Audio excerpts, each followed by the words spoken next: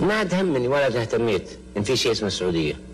اهتميت ان في شيء راح الكويت، لكن راح والله ما في يوم من الايام الا وتفكيري لا اعرف ليش الكويت لابد ان نرجع ان شاء الله.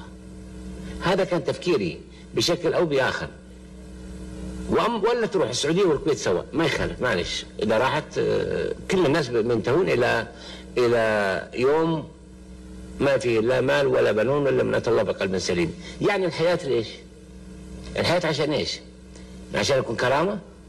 إذا رحت كرامة الكويت رحت كرامة السعودية، إذا رحت كرامة الكويت رحت كرامة السعودية. أنا أشهد إنه فرق الصف رجال، أنا أشهد إنه فرق الصف رجال، ما كل رجال يوقف بداله، يخضع لها بطال ويقف على أجيال، يخضع لها بطال ويقف على أجيال، رجل ما ضاق الكظم ينعناله، رجال ولا 80 رجال، الحمد لله من ثقل شله الحاله.